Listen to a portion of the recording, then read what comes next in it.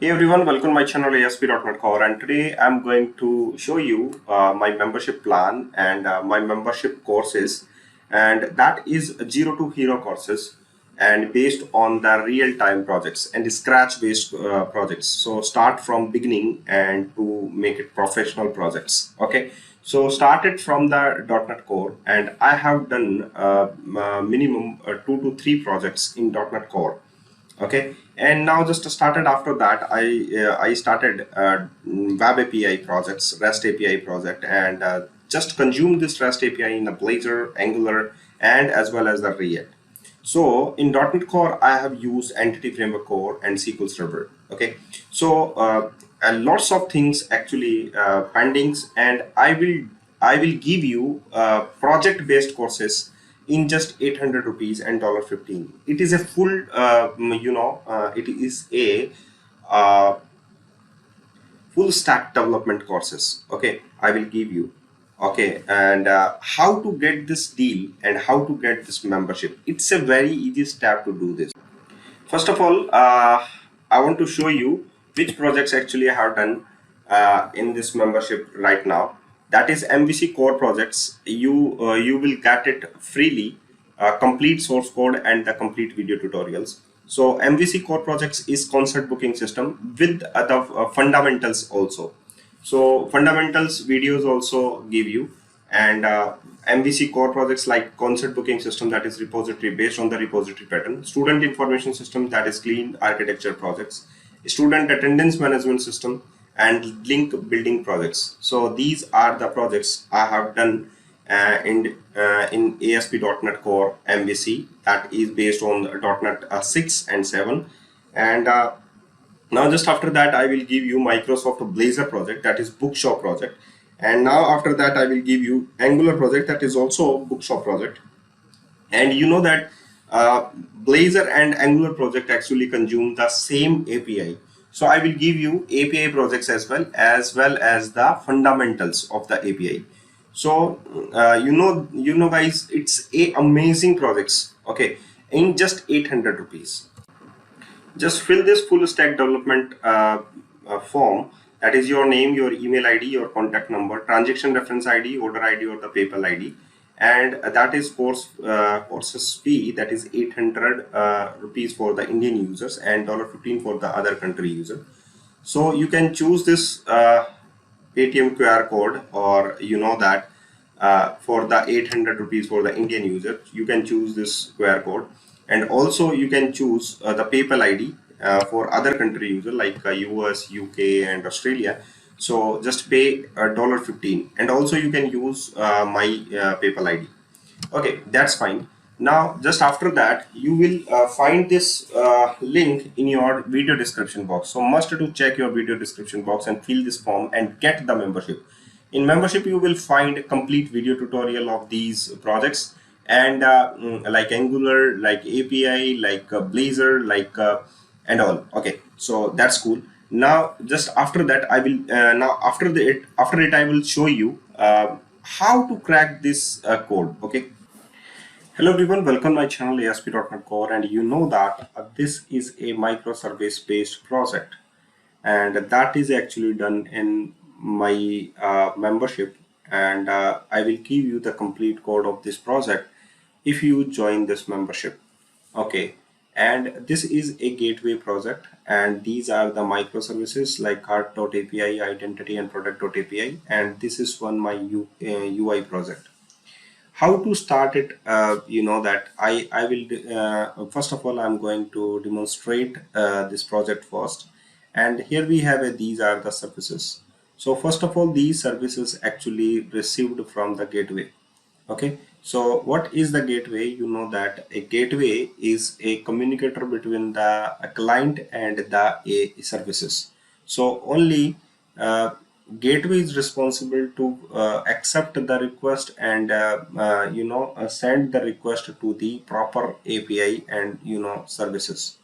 So here we have a code, and that is my services. Like here we have a products, and just go for the details button, and just I'm going to demonstrate it first of all, and I love to explain all the topics one by one. So first of all, you know that in microservice project, you need to add, uh, microservices. Just after that, you can go for the gateways. So first of all, you need a microservices, and microservices is all about a API projects. So first of all, I want to talk about product.api, and here we have a APIs related to the products, and you can add a category as well as the products. So here we have a data section. So you know that here we have a models always like entities like category and the products. So we have a product table like ID, title, description, price, image, URL, category ID, and the category, and that one is the category. So the relationship between the category and the product is many to one. Okay, so just after that, I will prepare a product DB context. So that DB context is related to the products and the categories. And here we have that is the data seeding in the category table as well as the product table. So here we have these all are, that is the products. Okay, so these all are the products. Now, the next one is to add this configuration in the program.cs file and app settings.json file. And here in the apps.settings file, we all know that that is the connection string, and that one is my connection string. Now, just after prepare your connection string, you need to add this connection string in the program.cs file. So here to register this connection string with the application DB context, like product DB context, and here we have a connection string. Now, just after that, you can do the migration. So just after that, we can just apply the migration. So here we have a migration like initial, seed, DB, and all. Okay, so there is no need to explain it about the migration.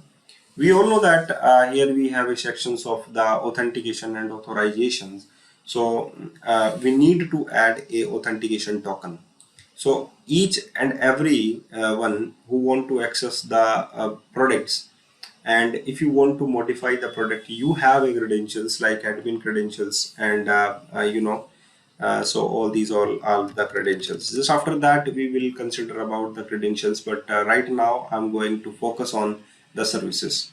So here we have a these all are the connection string. Now just after that, you can prepare a services like iProduct service and the iCategory service. So iProduct service and the iCategory service is really implemented by in the services directory. Under the services directory, here we have a product service, and here we have a category service. Like it's a repository pattern. So here we have a repository, simple repository pattern.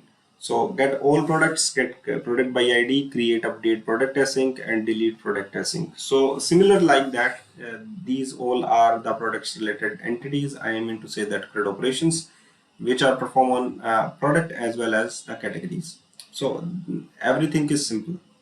Now the next one is, and all these things are about by the category DTO. So which you want to display in at the client side, that is known as DTO, data transfer object. Now in the implementation section, like I want to display about the products. So create, update product if the category ID, or you can say the product ID, is greater than 0. So update the products as well as add the product. So context.save changes, and that's just after that model converter. Model converter is a class through which we can just convert the model to the DTOs. Okay, so here we have a delete products like context products and password default, and these all are the things. Now just after that, prepare your that services, we can use it in the controller section. So here we have a products controller, and we all know that these all are the products services like that. So product services dot get all products, and a product DTO, and these all product DTO get by ID, and these all are okay. So here we have a put, and from body these all are okay. So you consider it all these things. Okay, so everything is simple. Now I want to use the service, this product service, and I want to use the product API in the other like a cart API. I want to use it. Okay, so I want to use this product API, and I want to access it in the Razor views. And so here we have a UI project, that is shopping cart.ui project. And here we have a services directory. Under the services directory, we just created iProduct service. Under the iProduct service, you can just get all product, get all categories. So you can just simply get all. And here we have a T. It's a T is a class, so you can use it either is the category, either is the product. So there is no need to create the I category service, but I just I take it separately. Okay, so but there is no need. Okay, so here we have a I product service, get all products, create product async, get product by ID. That is very simple things to do it in the services. Now under the I product service, we just need to implement the product service, and I want to call it that API from here. So we can use it HTTP client. So at the level of the program.cs file, you need to add a HTTP call. Okay, and here we have also a OpenID connect. So right now there is a no need, but later we will discuss about on that topic. It's very mandatory right now. Okay, and here we have a I product service and product service, I product service, product service, I category and the category service. So everything is simple. Now in the product service, we have a HTTP client. And what is the HTTP client? HTTP client is initiated by the iHTTP client factory. iHTTP client factory is initiated by the iHTTP client factory, HTTP client factory. So HTTP client dot create client, that is technology kida. It's a name of the this one HTTP request message, and that request message is containing the information about the request to the API. So message.header.add, that is accept header application oblique JSON message.request URI, and the request URI is like that. And that URI is belonging to localhost 7166. 7166 is not a part of the API. 7166 is the part of the gateway. So you can see that here we have a shopping cart.product API, but you know that you can check it in the launch settings.json of the product.api. Here we have a port number is 7056. But right now we are calling from the IIS Express, and the SSL port is 44319. So you know that you can call it the UI by the client. So first of all, client call it the products.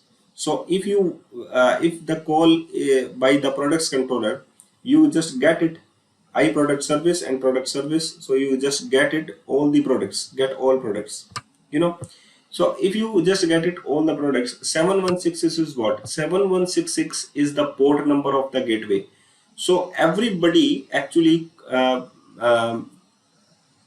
get the call to the gateway first. So what is the gateway is here? So gateway is the web API project again, and here we have a ocelot.json file. Ocelot is the package in the NuGet package into your web API, and here we have a configuration of the routes. So in the routes configuration, you can see that here we have two things, that is the downstream path template and the downstream scheme, and downstream host and port. Host and port, host is like that local host, and the port number is 44319. 44319 is the API projects. Okay, so you can see in the API projects. So here we have a product API launch setting.json 44319. Okay, so 44319 is the port number of API, so you can call it from the gateway. So when you call this path, that is upstream path template. Upstream path template actually call it from the client API, and just redirect to back to this path API and the products, and this path actually call it host and the port number. So that's why we can call it the product service 7166 is the Ocelot gateway.